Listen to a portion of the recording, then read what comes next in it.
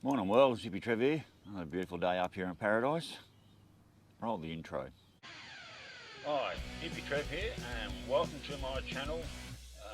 Hope you get something out of it. Righto world, Hippy Trev here.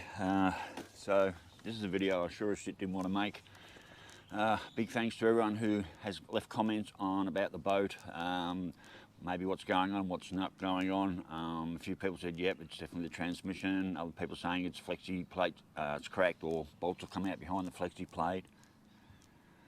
I've had a few people say it's my shroud, blah, blah, blah, tail shaft, all that sort of stuff. Well, we can rule out things like tail shaft. I don't have a fan shroud, so we can rule that out. I did pull the dust cover off and check the torque converter bolts, they were fine. I did have a bit of a spy up in there.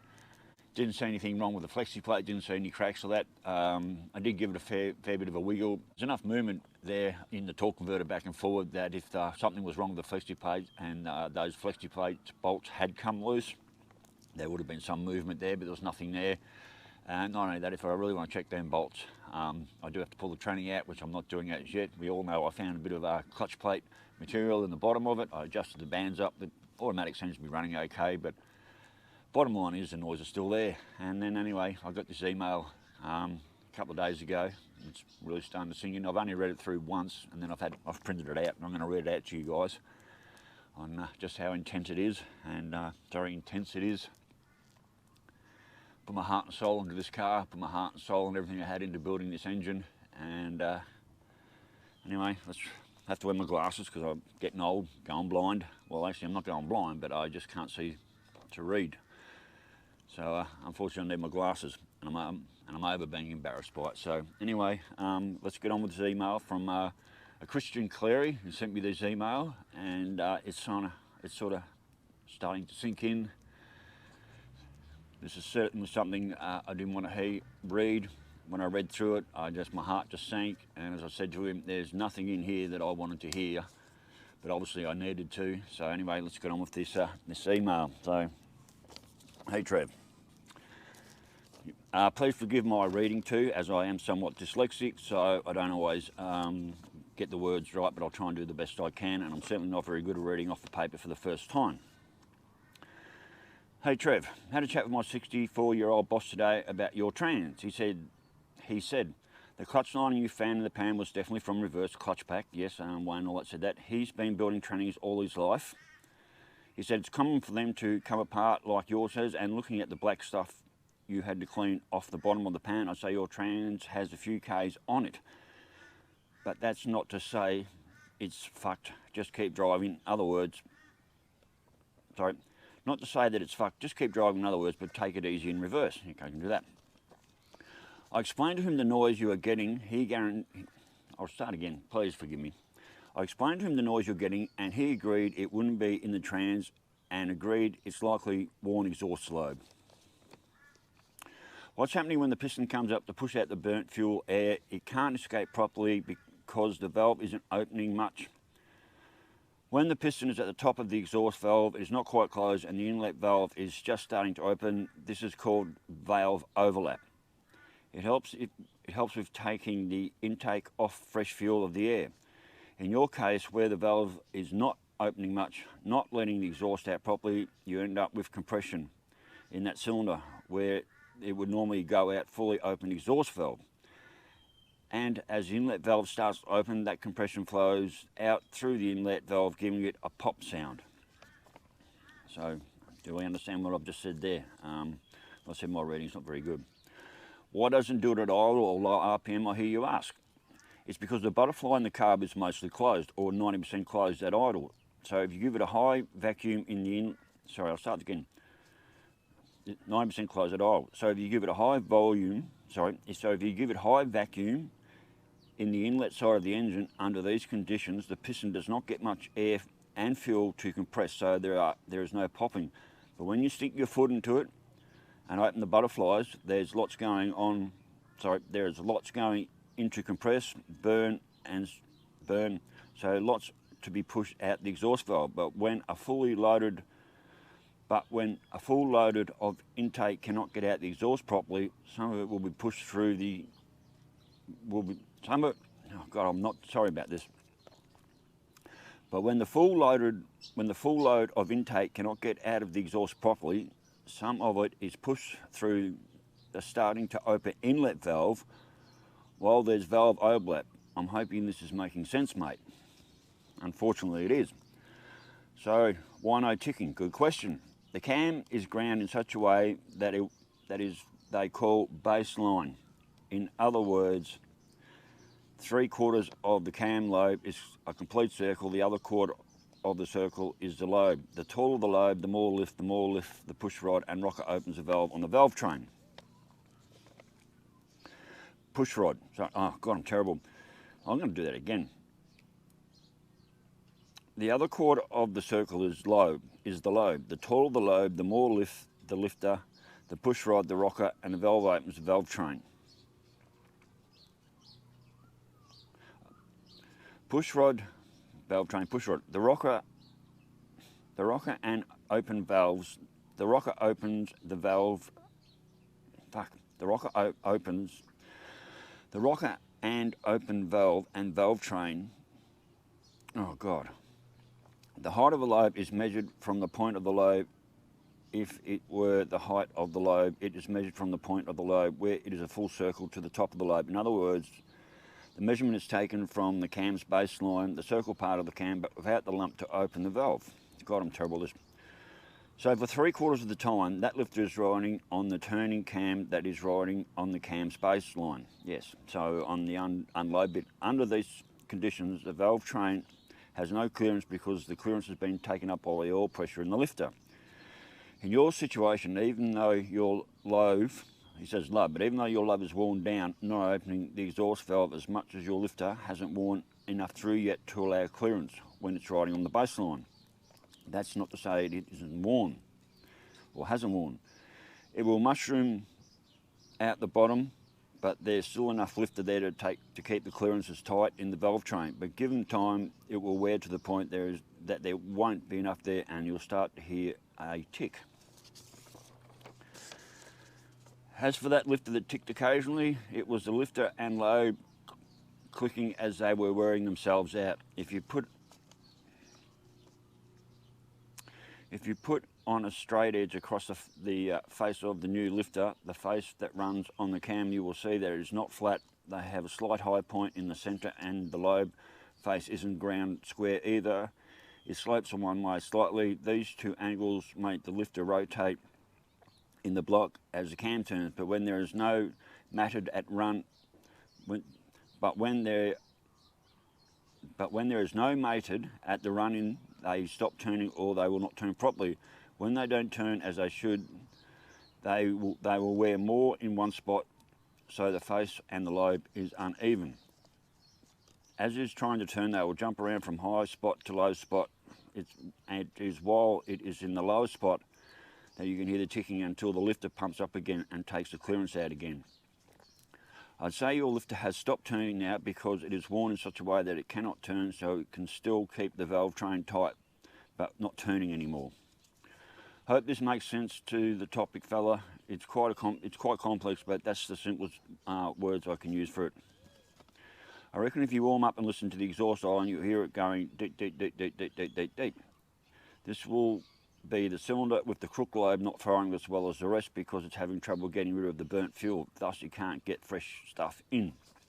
And I reckon if you have it warmed up and idle with the air cleaner off and snap it top.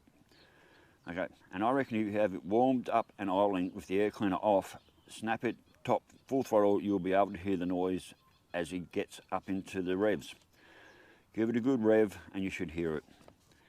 If you get to the stage of the rockers off at rocker covers off at idle, you should see the push rod rotating, and the ones that are not turning have problems.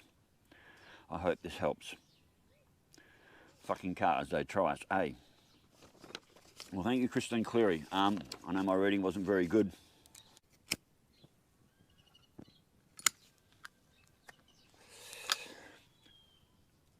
My naughty sticks. I know my reading wasn't very good, but I think you get the idea. Now, for people who have been following me for quite a long while, they saw me have the engine out, they saw me pull it all down. Replaced the cam, replaced all the timing gear. I had the lifters taken up to Gary up in Bundaberg, who machined them so they would spin properly. Put it all together. I was 100% sure I broke the cam in properly. Cars was driving beautiful. Then I did the trip up to Mount Morgan, which was about 300 miles one way. And I pushed it. If anyone saw part of that video, they would have seen me. I was passing lines of cars and I had this thing up to about 90 miles an hour. And, you know, I drive it, I worked it, you know. I mean, I cruised most of the way between 60 and 65 miles an hour, occasionally 70, and when I got behind slow traffic or trucks and the overtaking lanes were there, I booted it. And the old boat, she performed really well. And then it sat up in Mount Morgan for about 4 or 5 days, didn't even drive it. Checked the tranny oil, and I was on a bit of a lean, so I checked the tranny oil and thought it was really low, so I've put more oil in it, and basically I overfilled that by about a litre or more, probably even more. I definitely overfilled it. And then drove the 300 miles. Actually, it was about 350 miles, about 350 miles back home, the back road, up and down mountains and so forth. And same thing, had to pass a few road trains here and there and stick the boot into it. Got into Gayndah, filled up, got home, and I did sort of start noticing something a little bit different. And then in the few days following that, driving around town, I started noticing a very different note. Like there was something strange about the car. And I was putting it down to an overfilled auto and so forth. And then I did the run over to Gayndah, and that's when I started sticking the boot in, and that noise actually appeared. That noise was never there before, and it was I think it's about a 40-mile run over to Gayndah, so it was a good 20. So it was about a 40-mile run over to Gayndah, so that's like a 40-minute run. And I just drove it over there, and took off, came out of Bam Bam Springs. Took off down the road, and like for the very, very first time I heard that noise at takeoff. Got into Gayndah, and as I was coming home, and every time I stuck the boot in, it was like, what the fuck is that noise? Someone's thrown a hammer into me.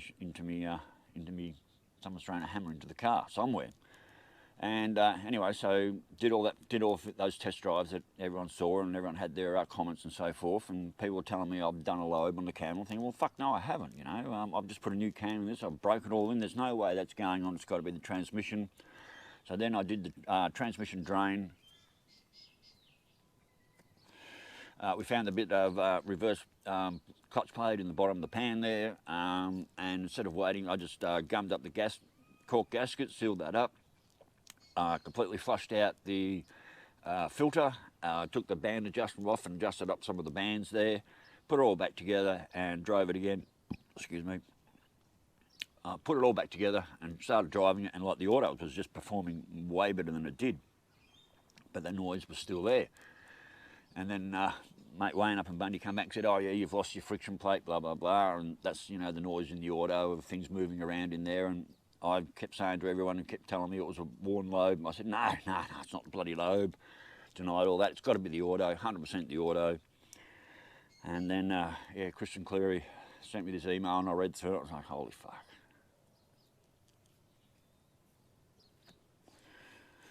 Really? I mean, I've put my heart and soul into this car. It's the only car I own, apart from the bike. These are my only two forms of transport.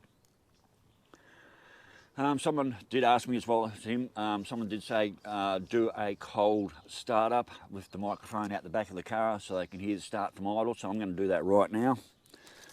I'm going to set up the microphone at the back of the exhaust here.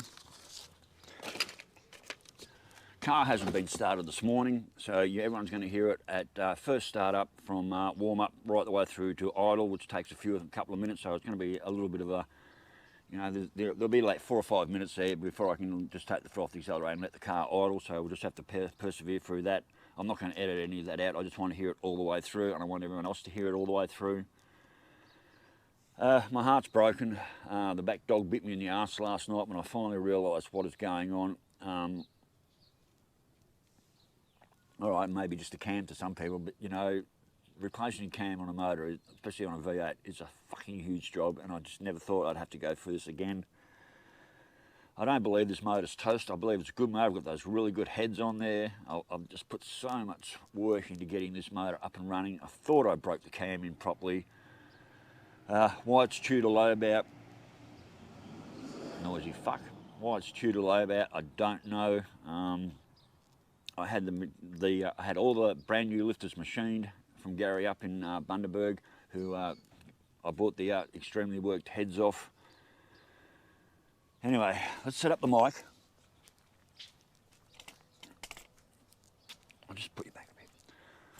All right, let's set up the mic, and I'm going to jump in the car. All right, let's set up the mic. I'm going to jump in the car, and we're going to hear this on a cold start.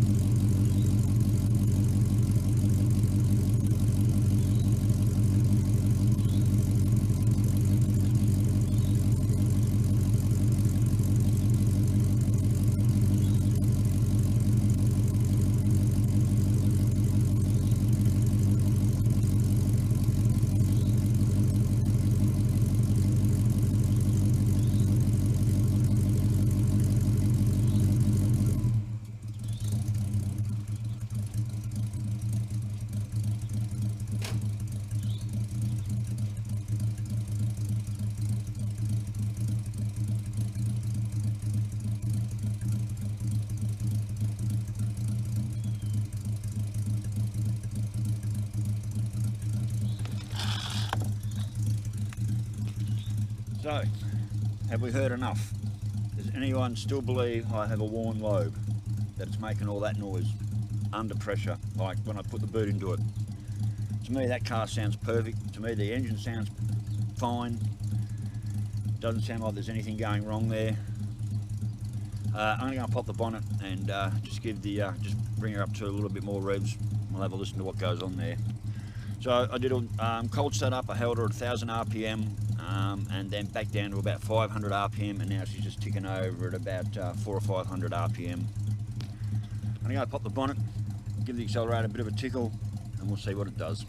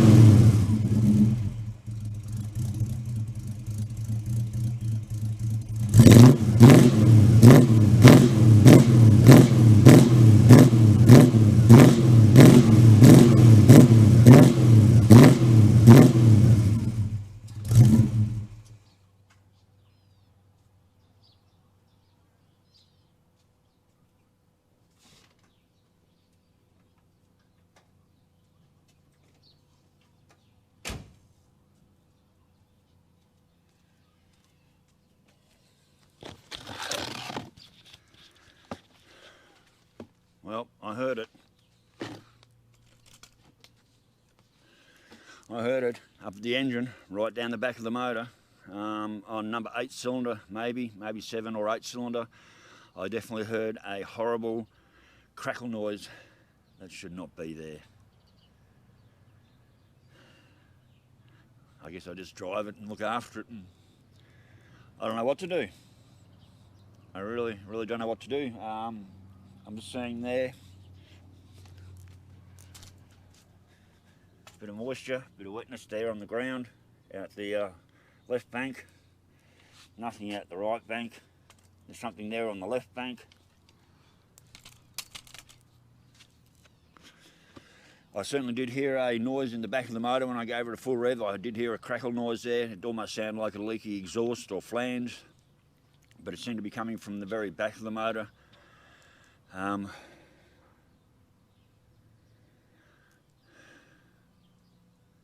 Breaks my heart. I don't know what else to say. Just totally breaks my heart. I put my heart and soul into building this motor. I thought I did a good job. I thought I did everything right. And here we are, barely 1,500 miles later. I'm probably closer to 2,000 miles on that motor since it was brand new. And here I am, pretty much back where I started. All comments will be viewed. Sorry. All comments will be read and hopefully answered to the best I can. This is not a good day for me. It was certainly an email I didn't want to hear, but I think he's on the money there. I don't think the auto is the problem anymore when I was believing that it was. The boat's not dead in the water, but obviously its lifespan, and from here it only gets worse.